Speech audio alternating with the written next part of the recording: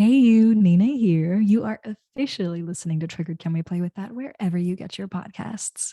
You might also be watching us on YouTube. So, hey, yeah. If you're not following me on Instagram, now is a great time to do that.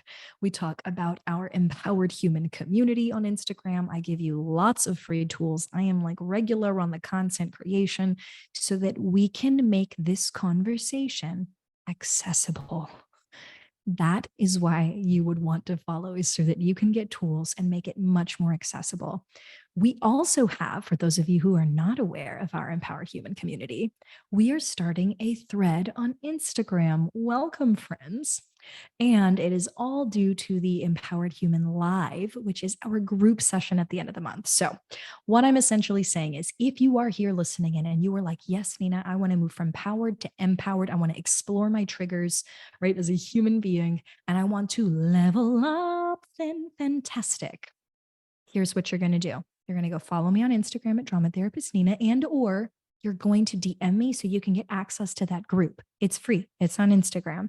If you're like, Nina, I just wanted something that I can come and see the last Wednesday of the month, I'm going to be regularly letting you know, is the Empowered Human Lives. It's where you can actually bring your concerns to the table if you are ready to share them, and we will give you workable tools so that you can then move from empowered to empowered in your own life. Yeah. Okay. Enough about that. Let's talk about this episode. I have Pasha Marlowe here, folks. You are going to love Pasha in particular if you are into comedic and yet down to earth human beings who are all about neuroqueering and neurodivergence and all things brightly human. Okay.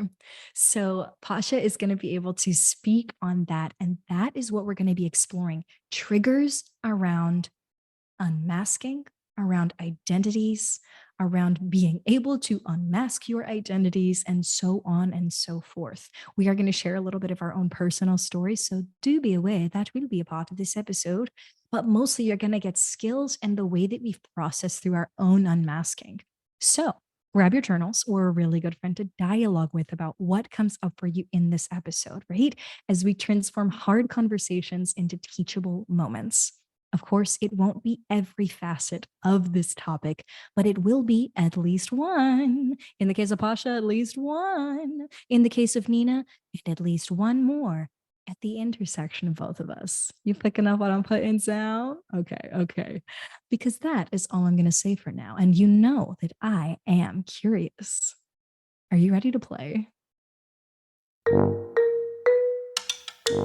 Welcome to Triggered. Can we play with that? You know that moment when your emotions ramp up in an instant, leaving you feeling helpless, frozen, or out of control? In that moment, you've been emotionally hijacked, the very definition of triggered. And I want to ask you, can we play with that? I'm Nina L. Garcia, drama therapist and empowerment coach of Houston Creative Arts Therapy. Join me as we discover ways to empower you and the people who mean the most to you to transform hard conversations into teachable moments. Triggered. Real playful, real respectful, real empowered.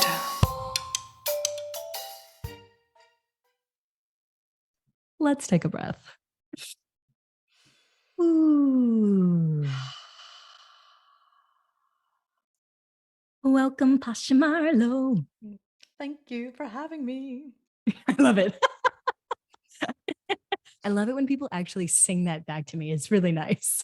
I couldn't help it. Well, welcome. I'm super excited for us to explore some of what we already dived into prior to like actually hitting that record button. Yeah. But before we do anything that is actually recorded, let's set our intent. Yes. Super important for all you listeners out there, right? Set the intent of your conversations. It helps people's brains go, okay, we're on the same page about the intent of this conversation. So here we are, me, you on the podcast, setting out to have a human to human conversation, right? We want to transform hard conversations into teachable moments. We might laugh, we might cry, we might be uncomfortable, but I can tell you, I am going to have your back. I'm not going to minimize. I'm not going to misrepresent. I'm not going to outright reject. Do you consent to moving into that space with me as well? I do. Thank you for asking. Thank you for telling me. All right. So that's the first bit. As we move forward, there is one other thing that I want to make sure our audience gets is consent and the ability to have consent, to understanding what you actually have power over consenting to, or saying, no, I don't want this. Everything that we're going to explore, Pasha and I, in this episode, right, is an offering on the table between us and you. If you like what we've got on the table, you can pick it up and look at it and you can run with it. If you're questionable about what we're putting on the table, you put it on the shelf. You look at it when you've got some time to really explore it. And if you don't like it, you can toss it in the trash. That's okay. We're going to be fine exploring our lived experiences and you're going to be fine exploring yours, right? Really give yourself consent to pick up the offerings that are on that table and do with them what you will. Yeah? Yeah. We ready? Absolutely. Yeah. I'm All ready. right. I'm ready. I'm ready. I'm dancing over here. Okay. Mhm. Brief intro, Pasha. Share with us about your brilliance, identities, roles, moments, characters, whatever it is you want. What should we know about Pasha Marlowe in this moment? I am a queer woman living currently in Maine, trying to figure out what to do with the second half of my life at 52 now. Hopefully, Mm. second half, another half. I'm a mother of three, two adults, one teen. I was trained as a marriage and family therapist and now work as a neurodivergent and neuroqueer coach. And most all the day, I spend talking to brilliant, creative, neurodivergent minds about all things. And I'm a podcast host and an author, and probably a bunch of things I'm forgetting. I love chocolate. There we go. That's all. That's all I'm remembering at the moment. Beautiful. Thank you for that lovely snapshot. I love chocolate at the end there. I love chocolate. Don't forget that. That's really important. To heck with my degree. I love chocolate. Dark chocolate. Thank you, sea salt. Go. Okay. Oh my gosh, dark chocolate. Yes. Okay, I'll take a breath in over here. Ah. And before we launch in then to our exploration of what it sounds like might be exploring the fear of unmasking, right? Whatever that means to the individuals listening, that fear of unmasking. What is your internal weather looking like when you see that on the horizon? Hmm. Um, I want I always want to just I want to do it justice. You know, I'm coming from my own individual experience, and it's hard to speak to the entirety of the neurodivergent community. So unmasking is just going to mean something different for everyone. So Mhm. I'm excited to share, and I'm, open-heartedly ready to have a conversation, and I hope it serves people well. Yeah. Okay. Okay. Hmm. So, uh, just want to replay that back to everyone out there, right? Everyone's experience is going to be different, right?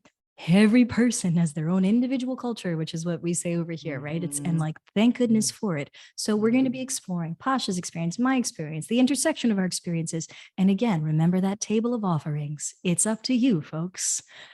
Are you ready, Pasha? I'm ready. Okay. So originally, right, you sent me this moment, and when we do the form, right, and you show up, and it's like, my next husband will be a neurodivergent, queer, quiet, chewing lesbian.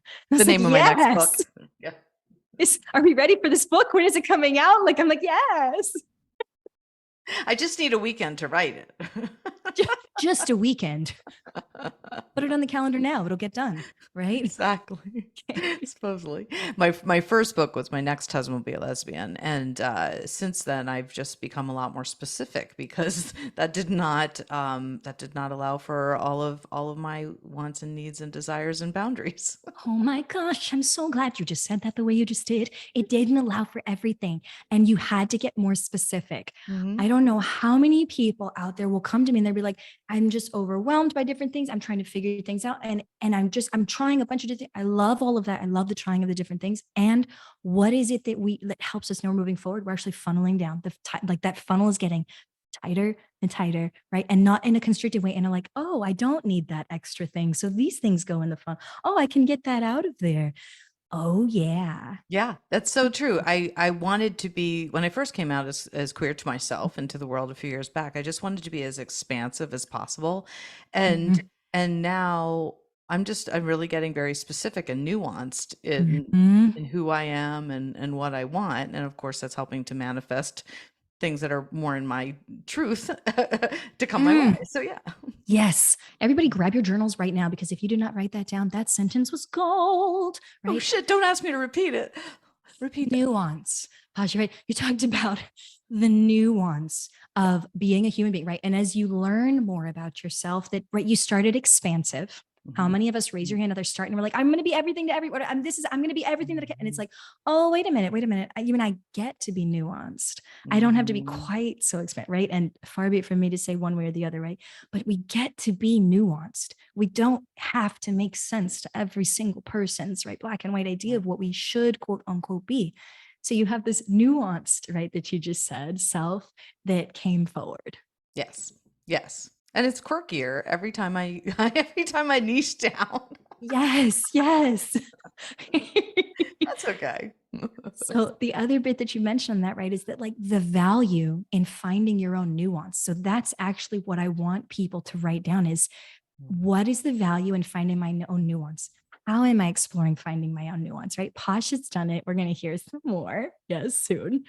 Um, and anything else on that? Did I miss anything else on that? I just wanted to highlight that Oh, moment. it helped me set and hold to my boundaries once I got clear on those extra nuances.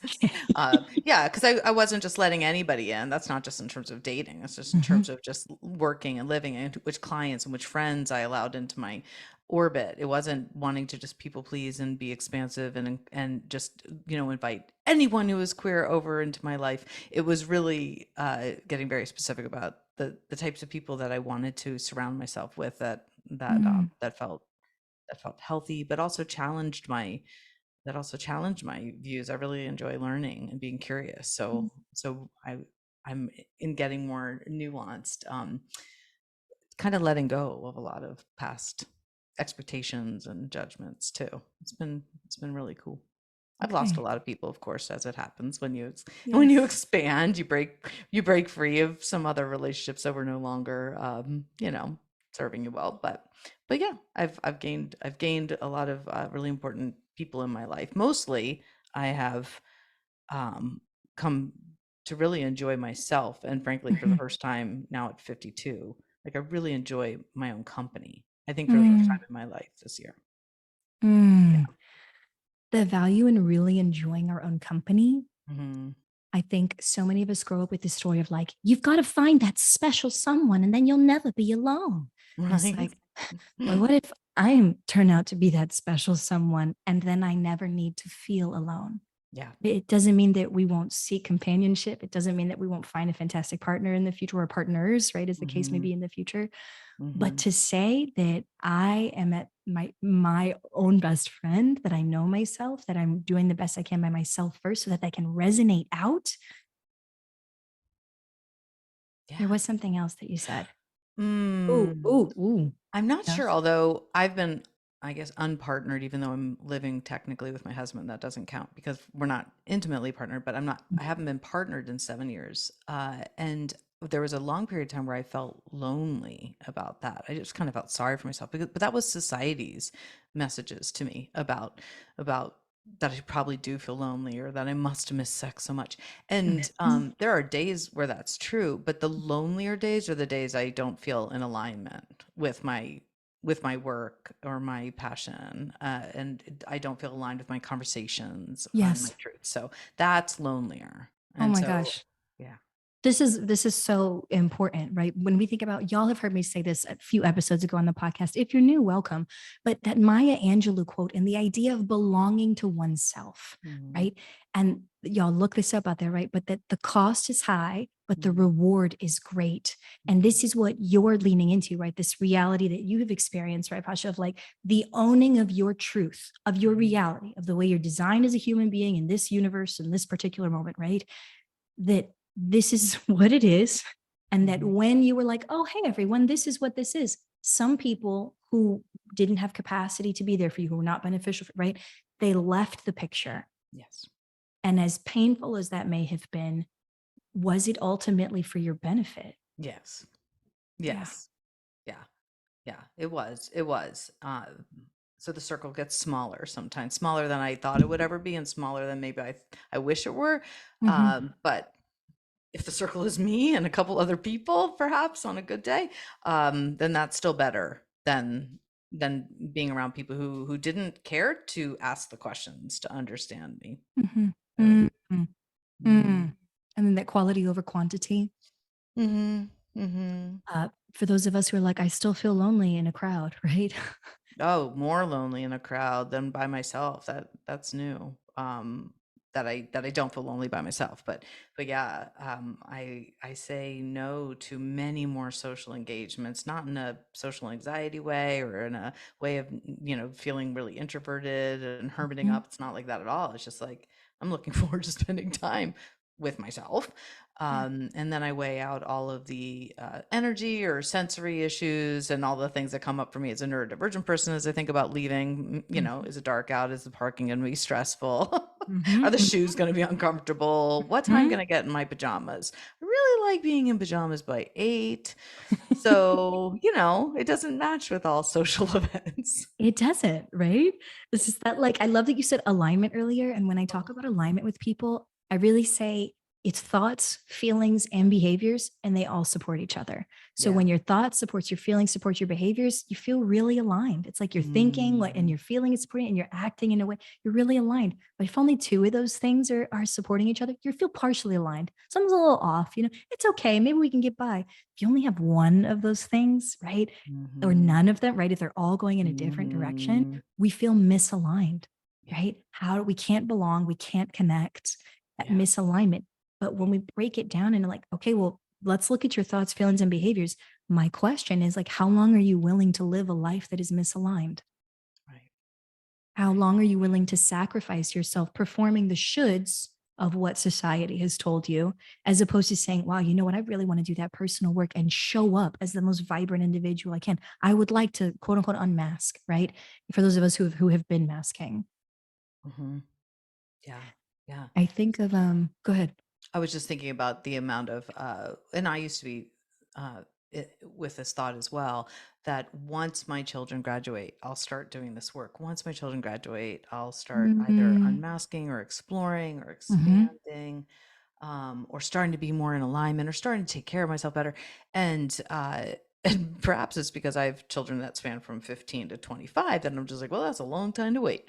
But I just definitely started to realize again only recently, so I'm kind of humbled to think that, but nonetheless, um, that that I was not really role modeling or allowing my child to witness one's agency and Yeah. ability to grow and expand and have no guilt or shame about it, like stepping away from my role as Mm. motherhood every once in a while, and allowed him to find the trust to look beyond me for his own comfort and needs. And this is just new as a mom, um, that that I've learned that's helped me get to this place of alignment, like stepping away from my roles, you know. Yeah.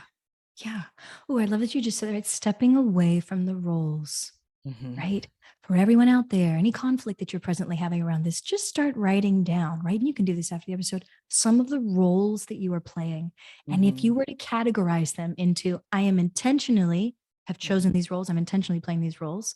That's your first category. Second category, these roles have been cast upon me. I have been asked to play these roles, but have not necessarily really taken them on intentionally as my own. And then there's the I don't know roles, right? These are the roles that feel like they don't have a story. And so sometimes they are doing a lot of stuff that you're like, why did I do that? I don't know why I did that. It's like, I'm trying to figure it out for you. Right? There's a fun little exercise of just getting your self exploration on, right? But the purpose of which is, right, to start recognizing we're made of thousands of roles, Yes. right? And they pop up at different points in our life so that we can be flexible to respond to like whatever the world is throwing at us. But so many of them come with stories Mm. that aren't necessarily from our lived experience. And a lot of those stories involve conditioning us or socializing, right? Whatever word we want to put in that, into how to perform humanity a particular way. And so then we have this topic of like, well, how do I unmask? How do I just be when we're not even taught how to just exist as we are? We're taught how to perform in certain ways.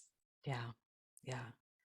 and you're really speaking to the part of unmasking that I get excited about, in that the intersectionality of it. For instance, when we start to unmask neuronormativity, then we start to unmask everything at once, is what I'm getting at. Like, once I started to unmask neuronormativity, I started to unmask heteronormativity, and then I started to unmask social norms and gender norms. And then before you know it, you're like, well, who made up these rules anyhow? I am following all kinds of, like, what? And then it's like, well, who would I be without all those norms or roles? Yeah. And then I was just like, sometimes I just have to step away, as I mentioned, away from all of them. Go, not only step away from motherhood or Mhm. partnership or whatever, but like go to a place I've never been, even if it's a town or a coffee shop I've never been, to get a sense of anonymity, even to myself, so Mhm. that I can say, what would I do, say, eat, where, if none of those other things existed? And I try to like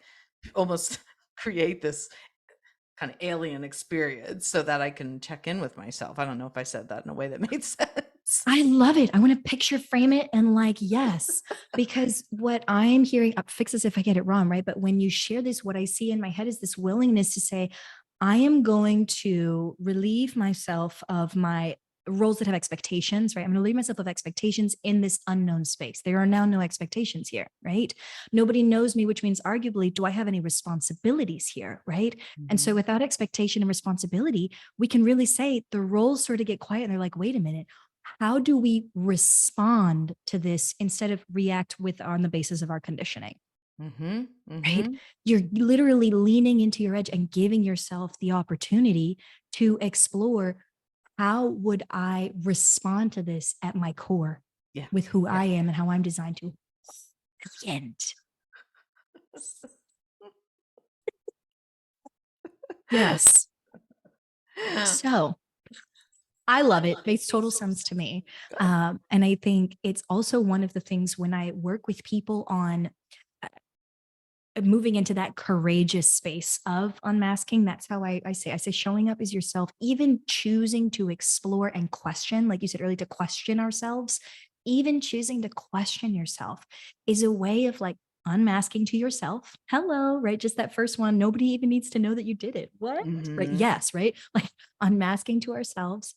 And then if we keep leaning in, right, it's really we're practicing courage. You put yourself in a new situation, you're practicing the courage to move beyond what you have known to be comfortable, even if it's not safe or enjoyable. It's comfortable. It's what you know. But you Yes. put yourself in a different space, and all of a sudden we're talking, it's a little different. You get to show up differently. And the initial steps of unmasking, I feel like, are really rocky. It almost feels like I think it's called a healing crisis, when you're Mm, doing the work, but it gets harder before it gets easier. Or I think about when you're detoxing from foods that are toxic and you get acne right before your skin clears up. So I think of this in terms of unmasking, because we unmask and we're like, oh, if, okay, so if it's true that I'm neurodivergent or ADHD, mhm, autism, mhm, trauma, all the things, I'm like, oh, that makes sense as to why this was so challenging at school, or that these interactions with friends were so challenging, or that I misinterpreted that conversation. Oh, now all that makes sense. You start unraveling and you look back and mhm. you're kind of deconstructing your life, and there's clarity and empowerment in it, but then there's also some grief and Oh yeah. anger that Oh yeah. arises. And then, old traumas come up, and then in our old traumas popping up, we get re-traumatized and triggered, and then we feel raw and exposed, and we're still being truthful and honest and aligned and unmasking, but then it's still like, oh great, well now here I am, a totally different, person with a different identity and different, Mhm. orientation perhaps, and then that feels both exciting and like our skin's turned around backwards, like our nerves on the outside of our body, because we're just more exposed in our truth for the first time, possibly unmasking. So I'm just saying that it's not just like, yeah, I'm gonna unmask, and then we unmask and we feel really aligned. I think there's often Wouldn't that like be nice? years, yeah, right. We'd both be perhaps out of jobs, so, but there are years of turbulence and Mhm, um fear and grief and mhm. anger and validation and clarity and all the great things too. It's just Yeah, it's just it's yeah. a rocky road. I think that's so honest, right? I think about some of the unmasking, I will put it, right, or being able to express my truths to the world.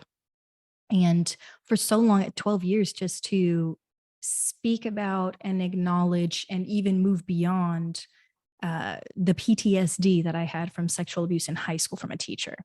And Mm, so the pieces that come with that, of knowing to oneself, of being able to move, feel safer in school environments or with people in power, and so on and so forth, to be able to share that with your family, right? Or even on the podcast, which is eventually what happened.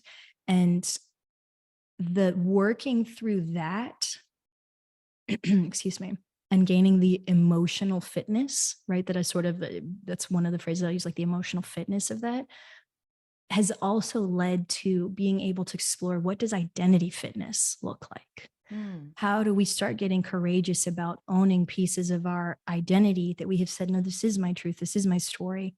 And of the many tools that I use to help myself that I now end up working with clients, one of them is called a leaning in continuum. And it's set up from like 1 to 5. And it is a journey, right? It is not like it's years for most of us, right? To be able to explore to a point where we feel like, oh, this is a part of my truth now. This is within me. This is integrated, so to speak, right? yeah.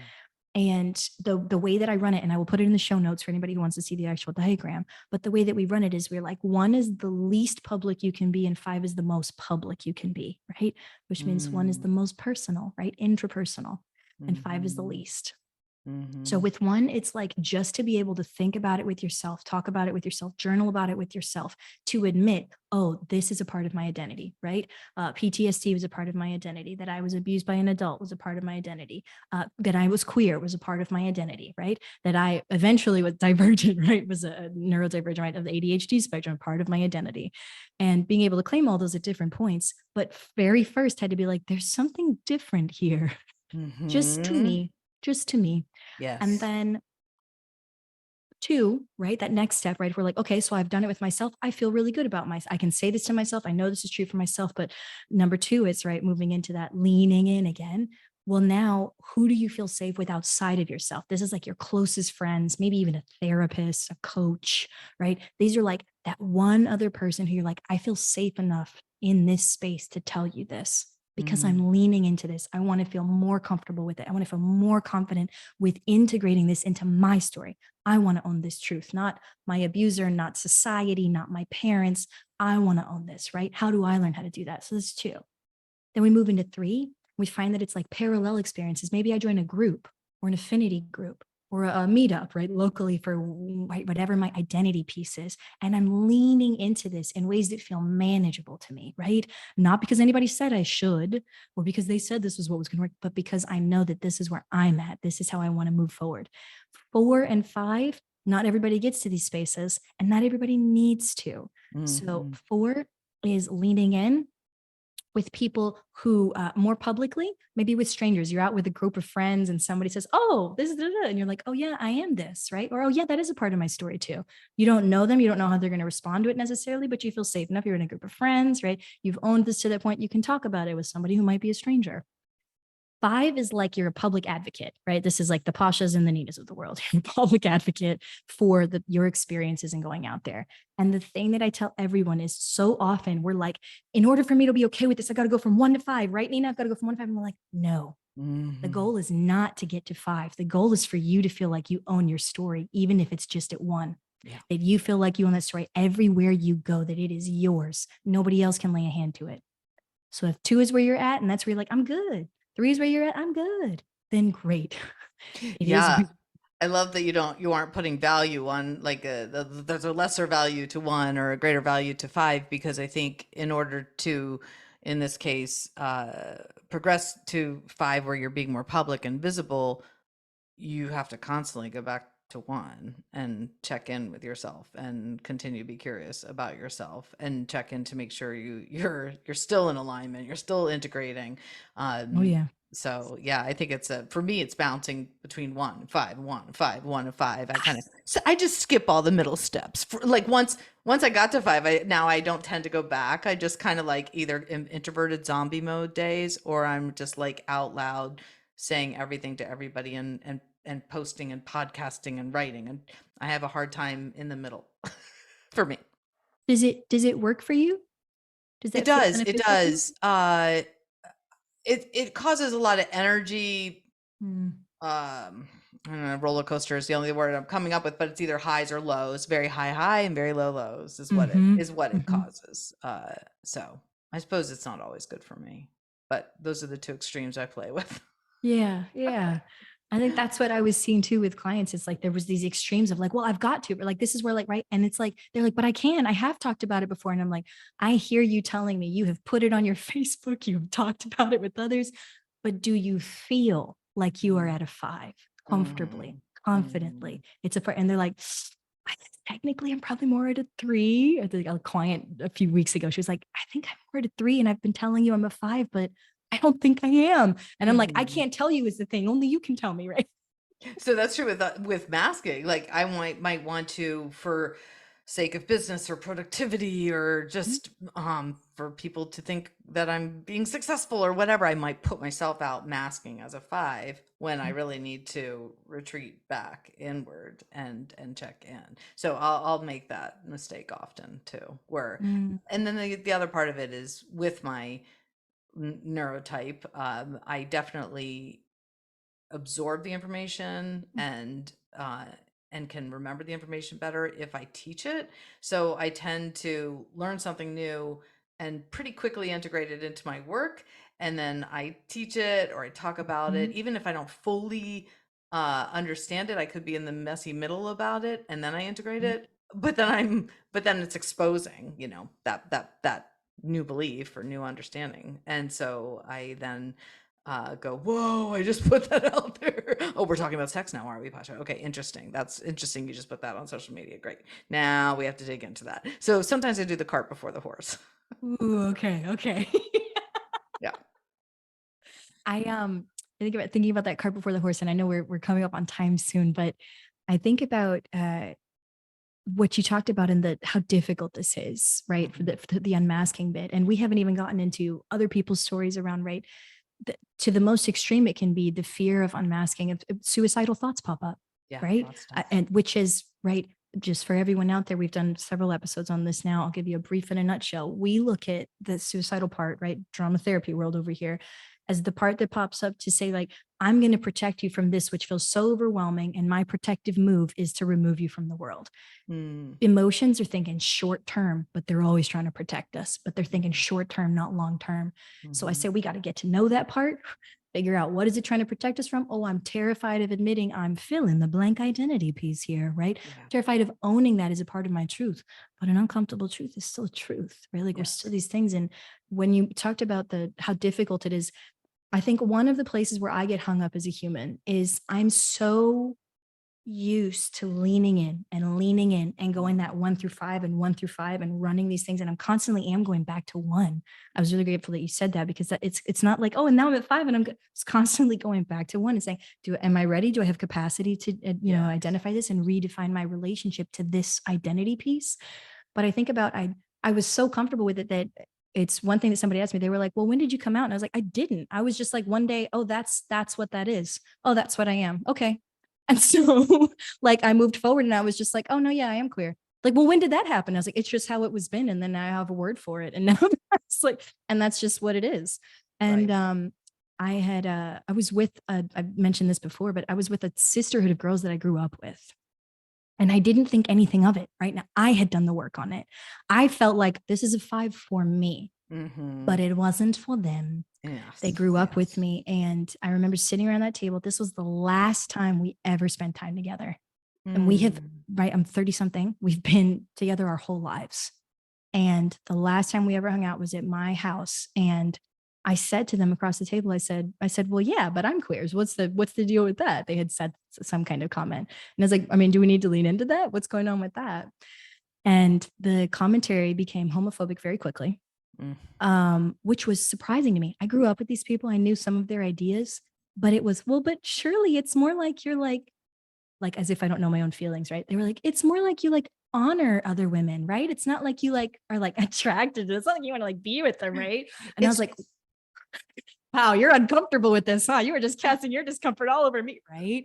And I was Yeah. like, nope, that's what I'm saying. I was like, there's no mixing of words here. That's the experience. Mhm. And for me, it just like was what it was. I didn't need Yeah. to overdo it or underdo it. I was just like, no, that's just what it is.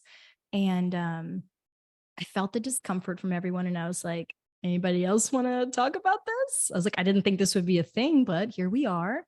Anybody want to venture into that landscape? And um, after a few people said a few little things, uh, it was dropped. And within the next 2 months, I was pulled out of a wedding.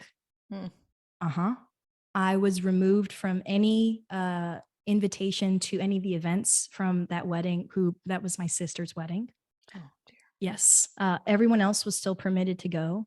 And uh, I was just left out. I was completely rejected. And one of the things that we talk about with the cost, right? Like the cost is high sometimes of owning your truth.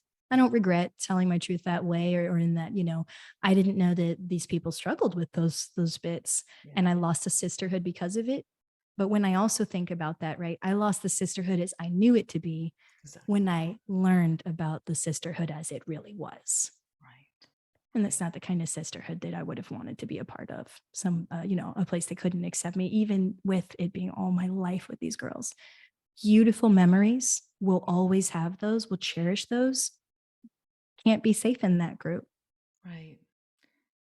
Oh, I'm sad And you a had lot of that grief around, yeah, experience. Yeah. a lot of grief around that. Also, because when we think about intersectionality and identities, that's my Puerto Rican sisterhood. And I don't have that anymore, which means I Mhm. don't have Puerto Rican sisterhood in the way I knew it my whole life. That's a big loss. And so it is a big loss. Mhm. And so, yes, the grief around that. Now I have had to process the grief around that, even with no regrets, still feeling like a 5. Yeah. Yeah, But a you could lot have of no grief. regrets and be standing, empowered in the moment in your truth and still feel the loss and the grief in the same Absolutely. breath. Absolutely. I think when for myself and for my Mhm. clients, who most everybody that I associate with, not only neurodivergent but queer, comes out as queer, comes out as neurodivergent. There's usually an unmasking of that, of trauma and ADHD, and often next autism. It's just the way the neurotypes work, and so there's this unraveling, and the resistance that comes from family and friends as they learn Mhm. it is often how much it mirrors back to them and reflects back to them their inability to step into their truth, their inability Mhm. or unwillingness to be authentic and free enough and brave Mhm. enough as you were to speak your truth. They want it for themselves, but they can't acknowledge that, so they turn it into anger or rejection. Yeah, it gets weaponized, right? This is I know we didn't, I'll start this in the intro this way so they'll know, but when we talk about powered versus empowered, in being able to empower yourself to unmask in this case, in a powered world, there's always a right and a wrong. That's how it works.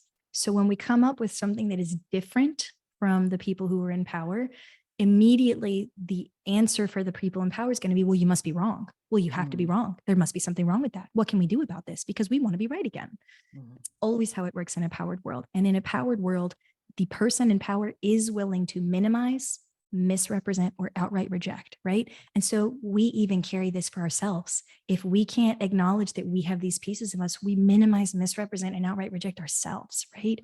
And so that's that power thing. When we move into an empowered dynamic, it really is the ability to say there are multiple truths present here, and different does not mean better than or worse than. It's just mhm, different. mhm. And here's what the story is on this. That is an empowered way, right? I'm not going to minimize, misrepresent, or outright reject you because we're different. It just is what it is. Yeah. Mhm. So we definitely didn't cover every facet of this. It would be impossible for us to do that. But here Yes. we are. We At the we definitely unmasked a lot of truth, so I'm happy. I Yes. love that because I almost feel like, as right, my question that I always ask is the end is like, did we transform a hard conversation into a teachable moment? And like, what was your takeaway? Right. And Mhm. it's like unmasking the truth. I think, audience, that's what I would offer to you as your challenge for the upcoming week is Is there something that I can unmask even to myself? Mm-hmm. The truth, just a truth to myself. Mm-hmm. Yeah, I think that's where freedom lies. Mm-hmm. And for all the times we think, ugh, I feel stuck, or I feel dead inside, or I don't really know where my life is going, I feel like returning to that sense of unmasked truth and freedom is a really good first step. And again, for me, it would be like step away and just, Mm-hmm. even if it's taking a quick walk in nature, like even without my dogs. I know people just don't understand it when I say this. I'm like, no, I even don't want to in that moment take care of my dogs on the walk. Like I need to find myself again in those trees or in the sky, like somewhere Yes. more, again, expansive and away. So that's how I keep checking back in. Wonderful. Mhm. Okay. So then last things that I'll share with the audience, right? Just from what Pasha just shared, right? Is for those of you who are like, well, how do I even know if I am masking? A really Mm, good way to figure that out, that I would say, Pasha, I want you to add to this, if anything, right?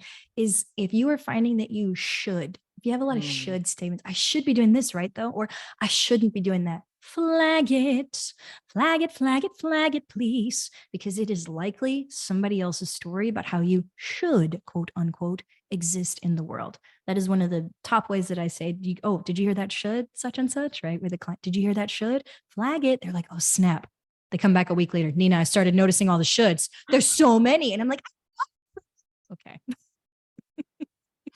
I like that. Flagging the shoulds. I would agree with that. And I come back to how we embody masking. And for me, it's always sore throat, dry throat, trouble swallowing. For a lot of people, it's headaches or pain behind the eyes.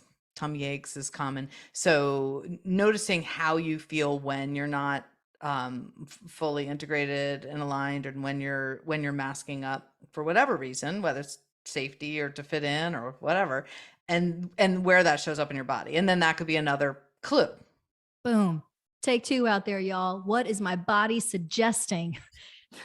Right? What is my body offering me? Whether, right? How can I interpret it that suggests I might not be in alignment? Right? Boom, write it down. Okay. And then if you find that that's the case, right, leaning in continuum will be in the notes for those who find it beneficial, right? So you can start saying, how do I courageously lean into this, right? And not feeling the need to jump, right? We don't want you to jump necessarily from 1 to 5, but like, how do you do it at your own pace? How do you start integrating at your own pace? Hmm. Asha, last things I Nina. will ask you. Yes. How's that internal weather doing? I'm good. Now I'm feeling lit up and, feel like I want to go record a podcast episode or write a book just in the next hour, so I'm feeling Wunderbar. high vibration right now. It's good. Thank you. Thank you. And where can people find you in your awesomeness? Oh, well, pashamarlowe.com. So that's my name. That's easy. I'm on Facebook, Pasha Marlowe, Instagram, and TikTok. Mostly I live on TikTok because that's where a lot of neurodivergent people live. I'm neuroqueer coach. So at neuroqueer coach. Wonderful. And we will, of course, have all of that in the show notes. Pasha, thank you so much for being here with us again. I appreciate you asking me back. It was fun. And thank you, everybody out there, for listening. Okay. Y'all, thank you so much. I hope you took lots of notes because that is what we planned for today. So thank you so much for being willing to explore your triggers as a human being. And of course, if this episode was helpful for you, share it. Share it with someone else so that we can get the dialogue going and transform these hard conversations into teachable moments. We need more resources and more tools, right? Let's make it accessible, y'all. Second, if you're like, I loved it, this episode of Pasha just blew my mind, 5 stars, go give us a 5 star review and put that in there, the very specific episode that you find is 5 stars, because that's how you're going to connect someone else to the episode that changed you. You with me? Okay.